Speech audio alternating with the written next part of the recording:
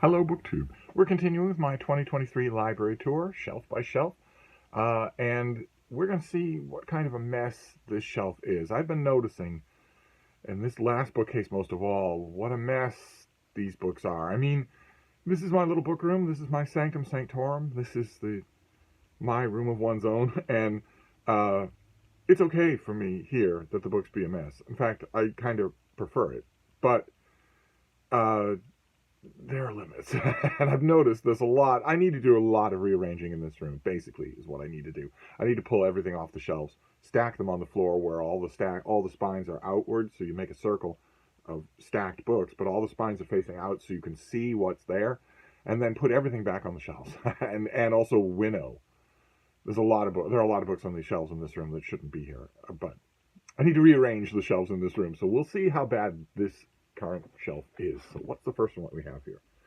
Okay, right off. This is by Michael Foote. This is The Politics of Paradise, which subtitle is A Vindication of Byron. And this is a biography of Lord Byron and a study of his verse. It's really, really good, really well written, really engagingly written. But it doesn't belong here. It belongs with my biographies of Lord Byron. This is such a great book. This is by Margaret Stanger. This is That Quail, Robert. It's a Cape Cod story, really, but it's the story of a woman who takes in a quail. There's the quail menacing her poodle. She takes in a quail. It's in that. There's Robert. A photograph of Robert. This falls in the subcategory that we've already seen a few times in this room of books about people who take in wild animals, and this is one of the most charming ones in that subgenre that's ever been written. I love it, absolutely love it. It goes with, we've seen William Service's Owl. It very much goes with that. Then we have Nathaniel Philbrick, the author. We've already seen him once for In the Heart of the Sea.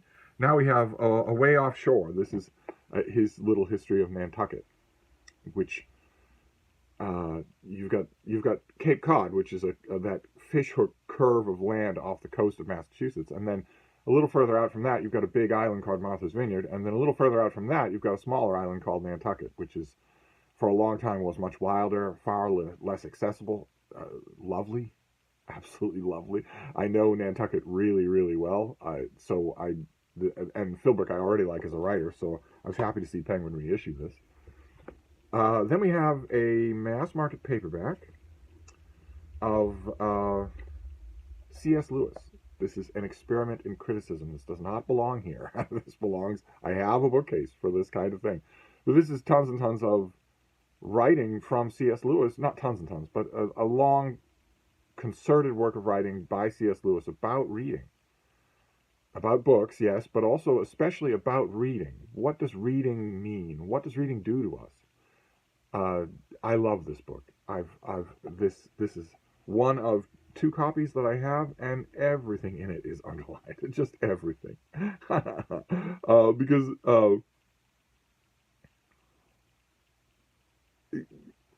there's so much good thinking here. Obviously born of a lifetime of reading. It just occurred to me that I did not do the Transwise books. I didn't. There are 2 Transwise books here, and I just ignored them. We have a mass market here. This does not belong here, but this is the David West translation for Oxford World Classics of the Odes and Epodes of Horace, with a Lawrence Alma Tadema cover detail there. So the quintessential Horace volume for me.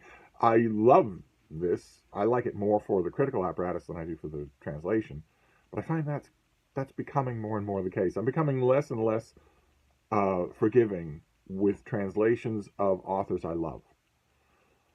Other authors, fine, but authors I love, as I ease into my 28th year, I am noticing that I'm less forgiving of just the heavy-handed way that translators have with authors who are 10 times as talented as they are. But still, I like this volume. But I have a bunch of canonical classics in this room. They all ought to be together. They don't have to be a uniform publisher or format, but they should all be together. I think. Maybe in a year I'll think different.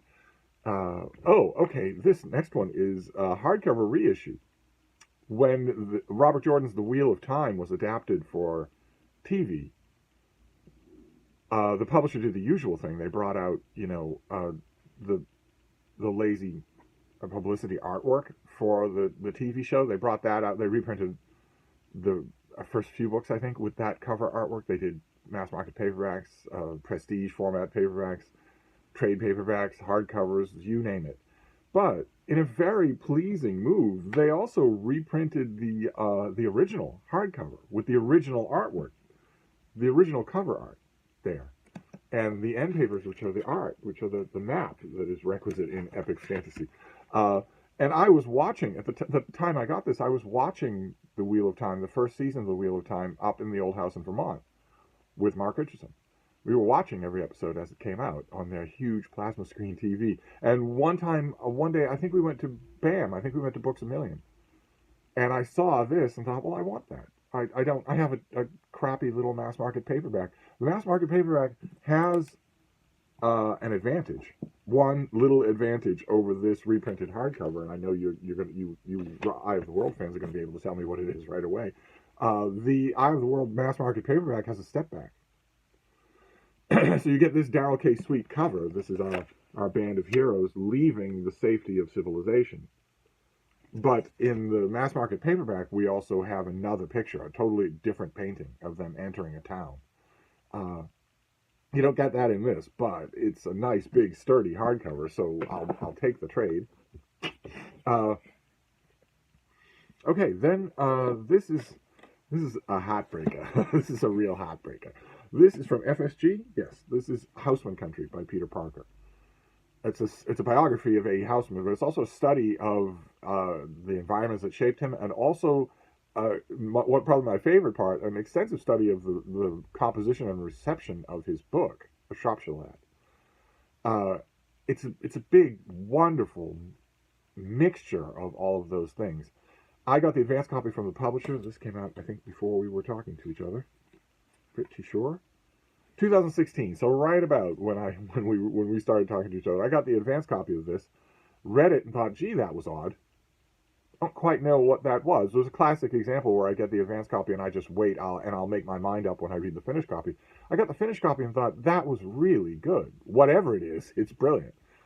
And sure enough, it struck a nerve with the critical world because it got reviewed everywhere. Absolutely everywhere. And at lavish length. And as is my custom, I pulled out all of those reviews. I trimmed the ragged edges. I dated the ones that weren't dated in the bottom. I folded them, and I tucked them into my hardcover copy of Houseman Country. And then I got rid of it. I got rid of that copy with all the reviews in it. I figured, don't take the reviews out. You're not going to get it again, and someone else will want them. And then a year passed, or maybe two, and then I think I might have seen somebody hold up a copy of this on BookTube. And thought, oh, no, I want that. I want that very much. So the Brattle Bookshop here in Boston provided me with a second copy. But not my copy. The copy that was full of those reviews is long gone. I can kick myself. Okay. All right. Another example. This is the Alan Mandelbaum translation of Virgil's Aeneid. This is the big trade paperback with the engravings. Let me get you an engraving here. Yeah, there we go. I wanted it in this format. This trade paperback is surprisingly durable. I have forever and ever. I've read and loved the Mandelbaum Aeneid. I read it and loved it in the little beige-colored mass market paperback. I don't know how many copies of that. I'd read one, it would fall apart, and I'd get another one. And I got this one, and I reinforced it with clear plastic packing tape, and it is really secure, so I'm not complaining about that part of it. I'm complaining that it doesn't belong here. You don't get any more canonically classic than Virgil's Aeneid. It belongs with those books. I'll just have to deal with that. That's all. Oh, now let's do the Crosswise books, because otherwise this is going to fall apart. Okay. All right, well, this next one is a sad book. It won't really get any sadder than this. This is a sad book. It got right to me. This is by Jessica Pierce, and it is called The Last Walk. Reflections on our pets at the end of their lives. And some of you will have been there. I've been there more times than I can count, except I actually know the number. And there is a moment when you know this is the last time we'll be doing this. You won't be able to do this after today, or you'll be dead this afternoon. And I already know the time, and I have a specialist coming in to make sure that it's quick and completely painless. So this is the last time that we'll be doing this. This thing that we've done so many countless times when you could barely control your energy and we're running ahead, pulling at the leash, jumping up and down the least thing. Now you can barely move, you can barely see. You still have the joy, you know I'm here, but this is a reflection on the end of dogs' lives. This is a beautiful, beautiful book about the fact that our closest friends age 5 times faster than we do. So if you get a dog, you are not just holding that squirming little puppy. You know perfectly well that you're going to be there at the end. You're going to make all of those decisions. Terminal care decisions, hospice decisions, all those decisions that humans make for other humans, you're going to have to make them for your dog. All the compromises, all the moving of furniture, all the rearranging of things, you're going to have to do all of that many times in your life. I've done this many, many times. And I know, some part of me knows, that I will do this with Frida. Even though she's in the prime of her health, she's a dynamo. I know that I will do it with her. And those of you who have been watching this channel for a long time will know that I went through a long period. My 2 previous dogs, my girls, they got old and infirm and then sick. They were sick for a long time, and it scared them. They knew something fundamental was wrong. They became incontinent, so we would go out every 15 minutes, every 20 minutes, around the clock. Can't get mad, can't get angry, can't say no. That is when your duty, it just hits the gravel of the road. That's when there's nothing there between you and your duty. There's nothing else that you can do. There's no one you can put this on. That's when it's all duty. That's when the person you love can't give you anything back. So it's just that. And this book beautifully captures that. Just beautifully. A little bit somber, as it doesn't get any more somber. Oh, great. Okay, this next one is fully illustrated hardcover. I've had this book in a trade paperback a million times, a mass market paperback a million times, have an ebook of it. But this is King Solomon's Ring by Conrad Lawrence, full of his own little doodle illustrations. Just a collection of essays about the natural world. There's one in here about dogs that's really, really good. Then we have something by Arlene Thomas. This is Bird Ambulance, a book of her various bird adventures. She also took in an owl to her home. Her various bird adventures are chronicled in here, all kinds of injured or helpless birds that she would help. There's a falcon in the sling. And this is old. This is 60 years old. Is that right? 1971, 50 years old. This is a long time ago, but delightful. Just, like I said, this is a kind of book that I really, really like. Okay. All right, then we have a New Yorker cartoon collection. So this shouldn't be here. I have a section for New Yorker cartoon collections, but this is a New Yorker cartoon collection that was a little bit scandalous. Actually, a lot more than a little bit scandalous. This is the Rejection Collection. The New Yorker came out with one new collection called the Rejection Collection, and then it did well. I laughed my head off at the bookstore when we got it. I was useless to customers. Absolutely useless to customers because I was laughing so hard looking through this thing. In fact, a number of different customers said, well, I don't need to know what it is. If you're laughing like this at it, I'll buy a copy. That's the only reason my endless stream of stupid, incompetent, just add water managers put up with me standing there laughing is because I was selling copies without saying a word. But it did well, so they came out with another Rejection Collection, and then they brought out a volume collecting the Rejection Collections. This is the Rejection Collection, the best of. And these are New Yorker cartoons that were rejected from the magazine by the editors at the time that they were submitted. And it doesn't take long walking through this book for you to know why. And they are they are hilariously good. A lot of them are not at all presentable on this channel. I'll try to find one that is.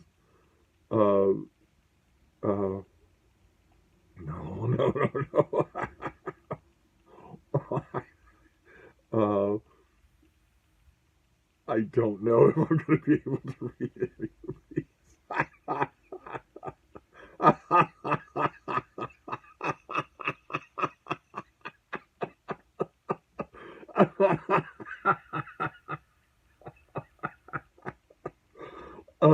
No, I can't read any of these. I can't do it.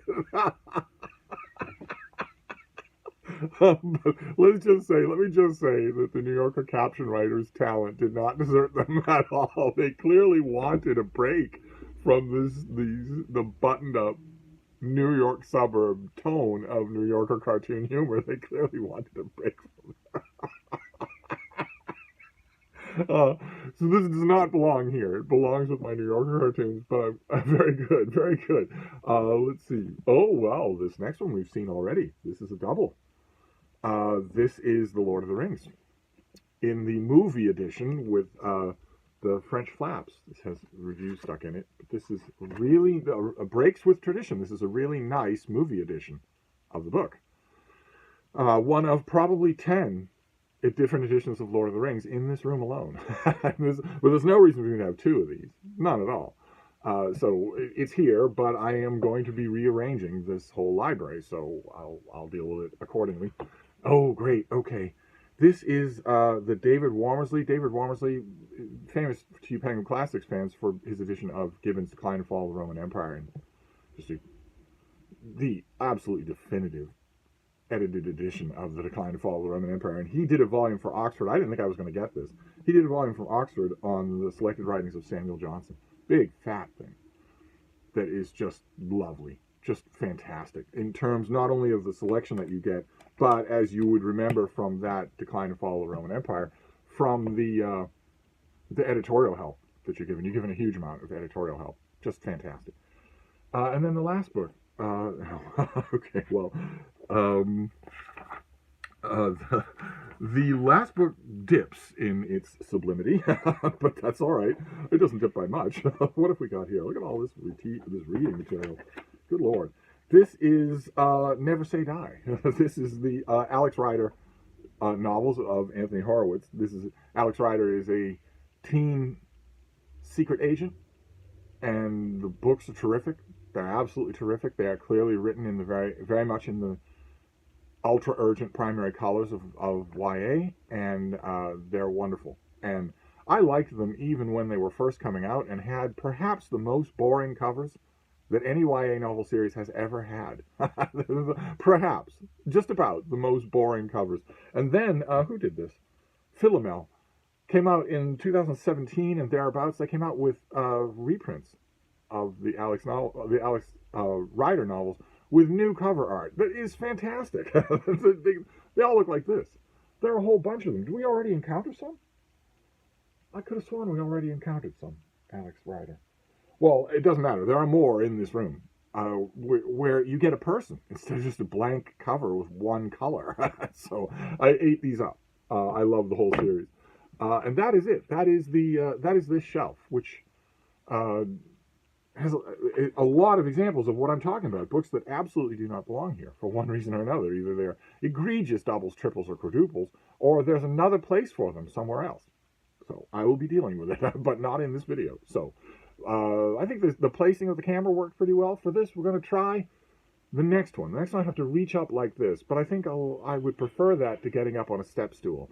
And you wary-warts out there, the handful of you who've been emailing me on the subject, have said, yes, please find an alternative to standing on the step stool, because it's nerve-wracking. I'm interested in the books, but I don't want you catching your death on camera. So I think I'm going to try to do that. I would be reaching up like this and pulling books down, but I don't think that's inhospitable. And that way we can avoid the step stool completely, at least for this bookcase. So I will address that, see what I can do to make it easier, and we will reconvene here tomorrow. Thank you, BookTube.